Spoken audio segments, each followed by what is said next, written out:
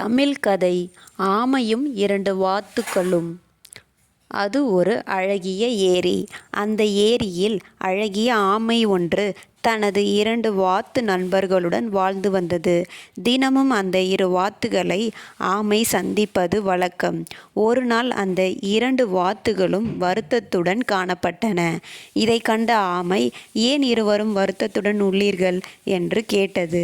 "பல வருடங்களாக மழை பெய்யாத காரணத்தால் இந்த ஏரி வறண்டு வருகிறது. இன்னும் சில காலத்திற்கு பிறகு இங்கு முற்றிலும் நீர் வறண்டுவிடும். எனவே நாங்கள் இருவரும் பக்கத்து ஊரில் உள்ள ஏரிக்குச் செல்ல இருக்கிறோம்" என்று வாத்துகள் கூறியது. "என்னை விட்டு செல்வதற்கு உங்களுக்கு எப்படி மனம் வந்தது? நீர் குறைந்தால் உங்களுக்கு உணவுதான் குறையும். எனக்கோ உயிரே போய்விடும். என் மீது உங்களுக்கு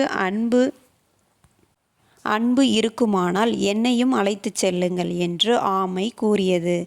"உனக்கு தான் இறக்கைகள் கிடையாதே, உன்னை அழைத்து போக எங்களால் எப்படி முடியும்?" என்றது வாத்து. "என்னுடைய பற்களால் கெட்டியாக பிடித்துக் கொள்கிறேன். நீங்கள் இரு பக்கமும் ஒரு நீண்ட குச்சியை எடுத்து வாருங்கள், பறந்து செல்லுங்கள்" என்றது ஆமை.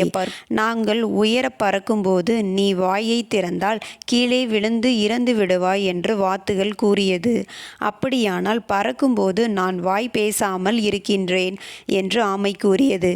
இரு வாத்துகளும் இரு பக்கமும் குச்சியை பிடித்து பறக்க நடுவில் ஆமை வாயில் பற்றி கொண்டு பறந்தன. சிறிதூரம் பறந்தவுடன் ஆமை சந்தோஷத்தில் துள்ளி குதிக்க ஆரம்பித்தது.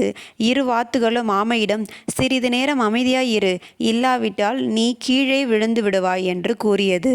செல்லும் வழியில் வாத்துகள் ஆமையுடன் பறந்து செல்வதை பார்த்த மக்கள், "வாத்துகள் எதையோ தூக்கி கொண்டு போகின்றன" என கூச்சலிட்டனர்.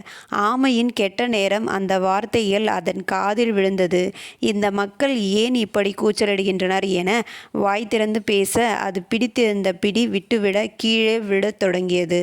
கீழே விழுந்த ஆமை உடல் சிதறி இறந்தது. கதையின் நீதி: வருமுன் காப்போம், சமயோஜ புத்தியுடன் வாழ்வதே சுகம் என்று சொன்னது.